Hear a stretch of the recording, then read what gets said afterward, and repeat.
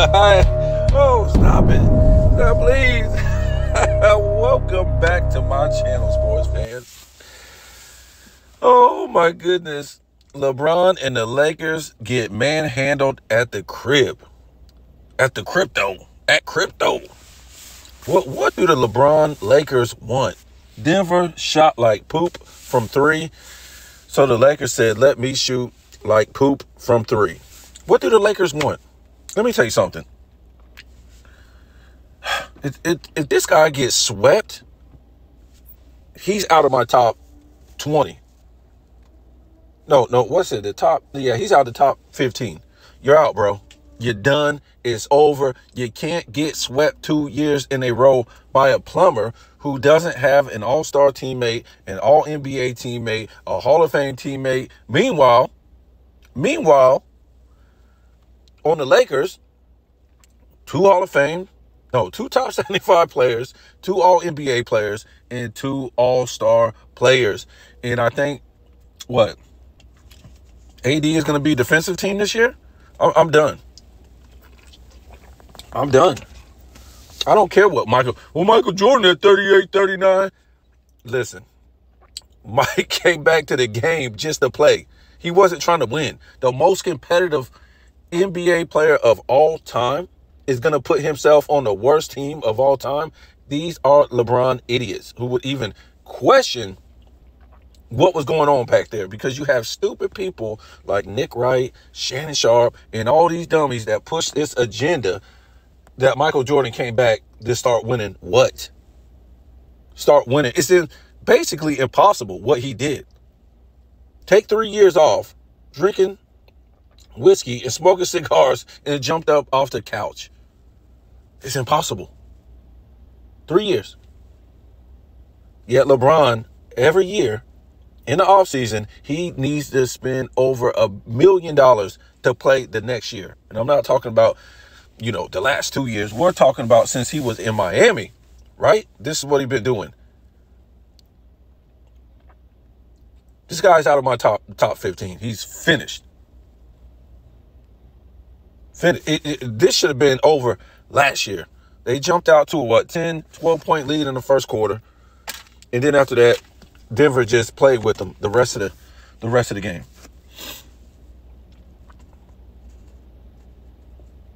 At first when the series started, we was talking about these guys getting swept. Joke. But we really didn't think, nobody thought so. Nobody was like, we were just like, if they do get swept, if they do down 0-1, if they do get swept down 0-2, if they do get swept, nobody ever thought that Denver, the way they're shooting like crap, especially from the 3, nobody thought this.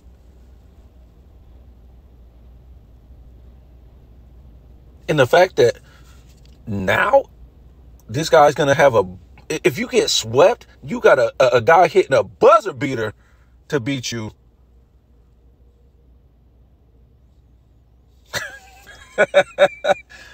I'm trying to tell you.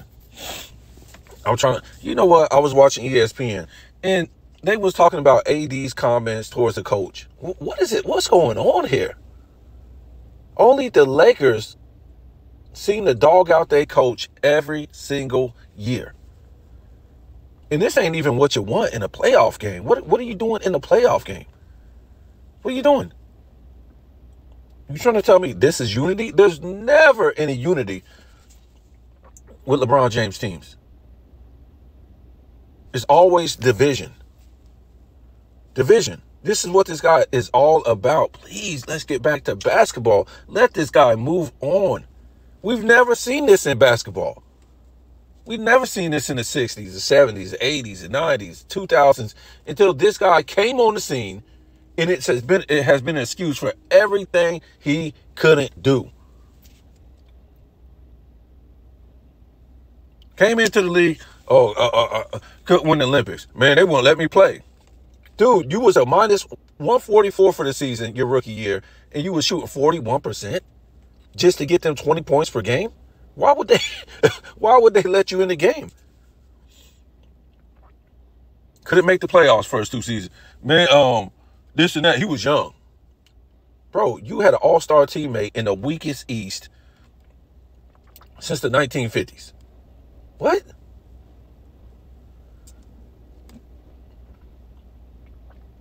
Got swept in the finals, 07. Man, he was young.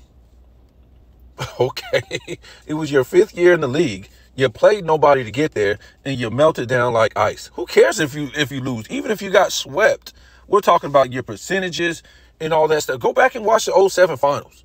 This dude break.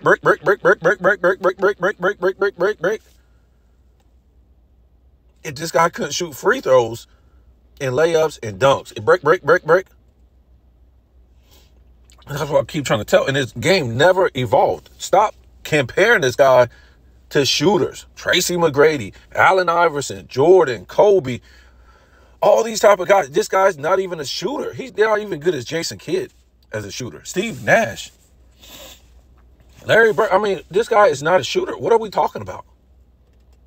Nobody's ever seen somebody like 250 pounds shooting the ball. He's not even built like a shooter. Why? You're a layup artist. He didn't want to practice on his post moves or be a post player. So the NBA changed the whole, modeled the whole NBA after him. After 3-point shooting. So he could just drive to the basket. Get rid of all the big men, and the big man who remain, you got to be shooting threes to make it look like, oh, we didn't change the game for LeBron. So I'm watching this ESPN, right? And they're talking about, like I said, they were talking about AD dogging out Darvin Ham or something. Dude, call for the ball. Call for the ball. Give me the ball. Give me the ball. Give me the ball. Go back in the huddle the next time. I want the ball. I want the ball. I want the ball. But no, he wanted to dog out Darvin Ham for the loss the other day. I'm like, first of all, Darvin Ham ain't no real coach. You can look at the dude, he ain't no real coach. Ain't too many coaches in this NBA today, real coaches. Everybody run the same style offense up and down the court. That's cool. And you could walk up off the street and do what these guys are doing, do what these coaches are doing. 4 guys sit at the 3-point line. That's coaching. It's the same play every time down the court.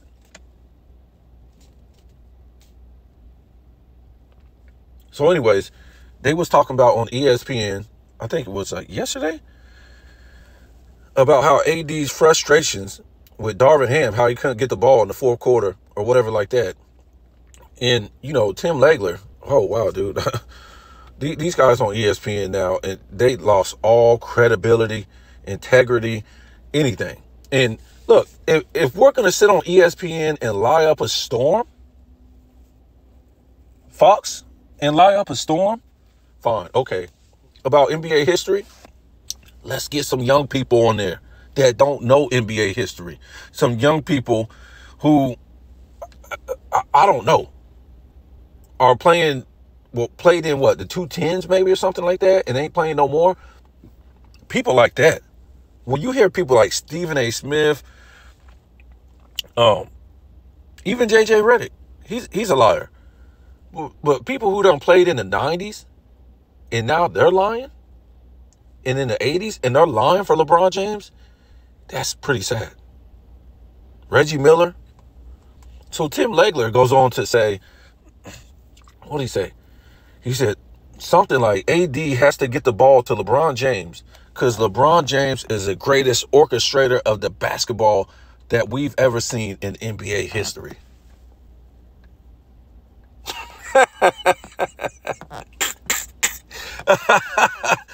Tim Legler said that LeBron James is the greatest orchestrator of the basketball that we've ever seen in NBA history.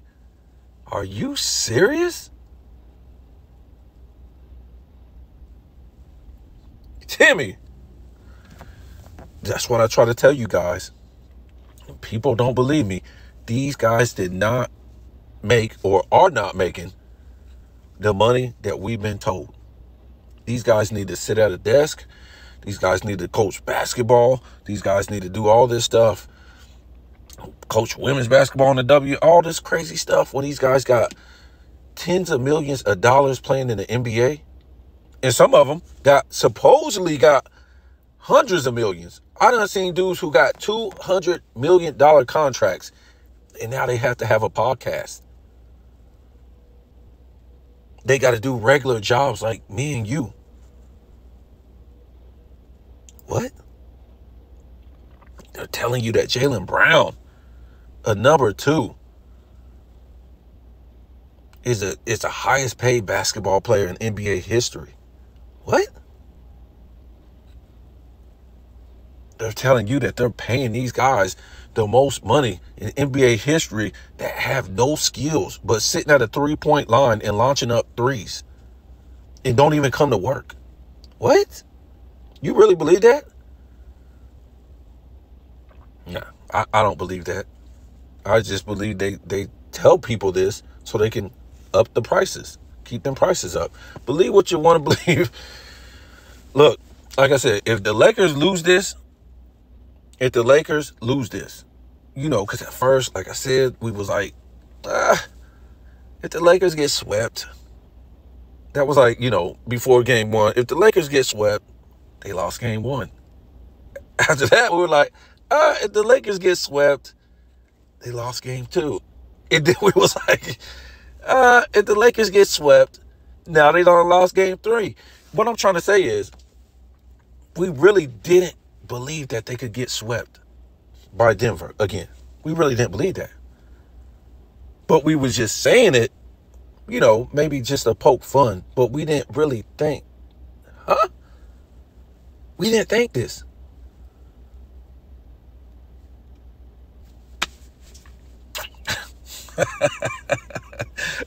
Okay, Tim Legler, the greatest orchestrator of the ball. This dude that's always laying on the floor. This dude that always is laying on the floor. You just said this guy is a better orchestrator of the ball than Magic Johnson, Chris Paul, Steve Nash, Bob Cousy. Who else? Man, we can go on and on and on. Jason Kidd. I wouldn't even think he's better than Larry Bird. Go look at Larry Bird's highlights. You're going to start to get chill bumps when you see the way this guy passes. It's impossible.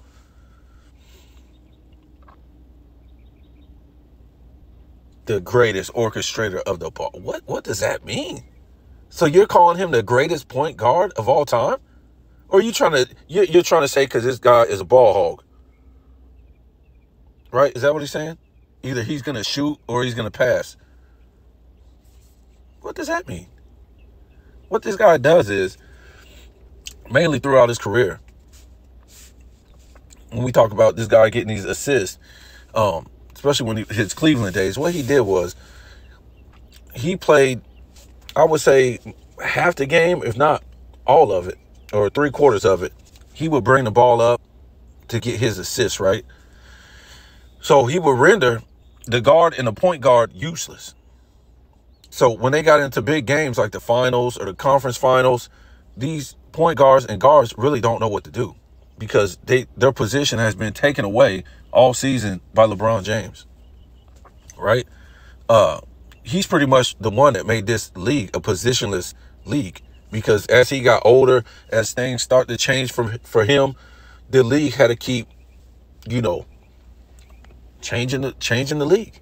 Like I was saying, it was always an excuse for this guy. Oh, wait. Faced his first super team. Boston.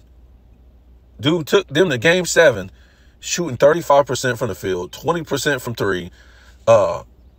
Like 5 turnovers a game, 61% from the line, and he took Boston to game 7. That's what his averages was for the series. That's crazy. That tell you how weak Boston really was. Michael Jordan got swept by the Big Five Celtics, and he put up phenomenal record-breaking numbers.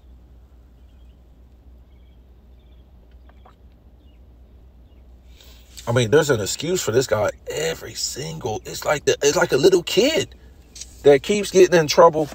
And this little kid always got an excuse. Somebody else did it. Somebody else made me do it. This happened. Da da da da da. This dude's like a little kid, and that you got grown men on TV making up excuses for this guy, and they done lost all credibility as sports analysts on TV. The Chris Broussards, the Nick Wrights, the who is this? Rob Parkers, Stephen A. Smiths, now Tim Langler. All these guys just lost credibility for making excuses for why this guy can't get it done. Right? He can't get it done.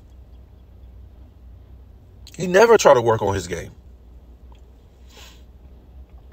Oh, let's make the league into a three-point shooting league because LeBron can't shoot the mid-range.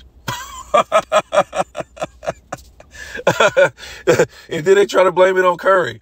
Curry was out there with Clay shooting a three. It was just him. It wasn't his whole team. It wasn't 4 guys sitting at the three-point line. They wasn't playing this style of basketball where it was 4 guys sitting at the three. No way.